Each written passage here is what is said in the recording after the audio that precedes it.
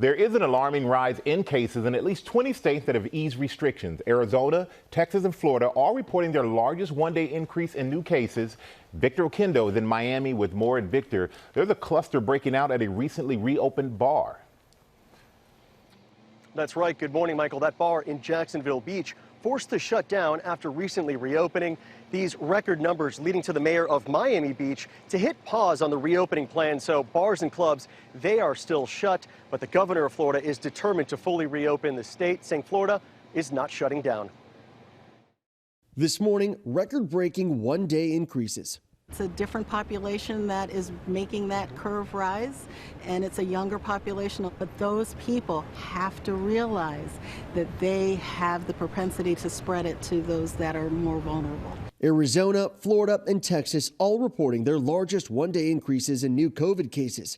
This coming as all three states increase testing and ease restrictions, allowing more businesses to reopen.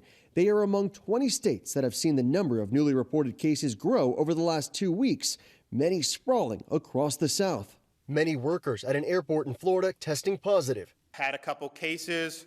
They did the contact tracing. They looked over almost 500 workers, 260 people working close together, positive, 52% positivity rate on that one.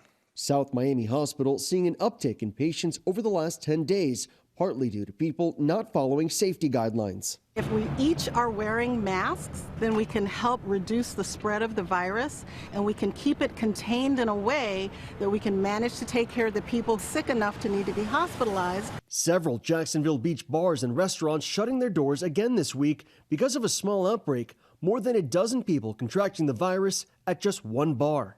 We've all been stuck indoors for months, being careful. And then the first night we go out, Murphy's Law, I guess. Arizona seeing a resurgence too. Hospitals there overwhelmed, urgently calling for more ICU nurses.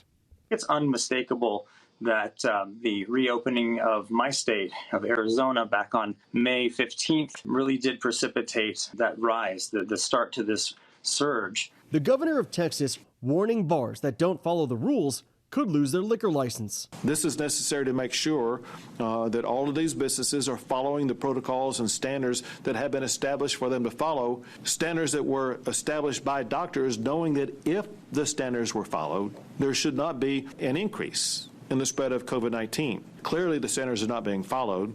With the president headlining a major rally in Tulsa later this week, health officials are growing increasingly concerned crowds of thousands in close proximity won't follow safety protocols. In a rally, in any type of large event, masks come off, people sing, they chant, they shout, and when they do that, there's a potential for spread. So while I think it's great that those recommendations are in place. The Tulsa area seeing an uptick in cases recently, a trend Dr. Dart wants to reverse. And, we want to flatten the curve. We want to pulverize the curve.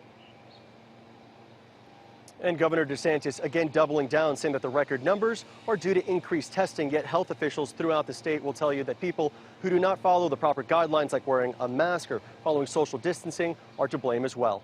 Amy? All right, Victor, thank you very much. We're going to bring in Dr. Jennifer Ashton now with details of a potential breakthrough treatment for coronavirus. Dr. Jen, thanks for being with us. So tell us more about this study. It involves a low dose of a steroid used to treat seriously ill coronavirus patients.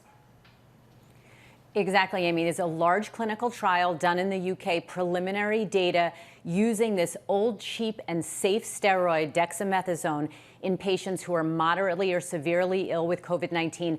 The first trial to show a survival benefit. The authors estimating that 1 death would be prevented for every 8 patients treated with this drug who were on ventilators, 25 patients treated who were on supplemental oxygen. Now, here come the caveats.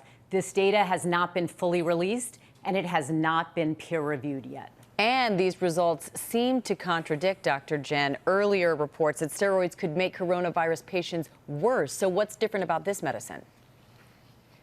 Here's the thing with steroids, Amy. There's a sweet spot. It's not just about using them. It's about using them at the right time, the right dose, in the right setting. And remember that steroids are powerful anti-inflammatories. That's the theory about how they may be helping in COVID-19. but they can also increase the risk of infection. So clinical studies are still ongoing. All right, and it's all about that low dosage at this point. Okay, thank you so much, Dr. Jen. We appreciate your expertise.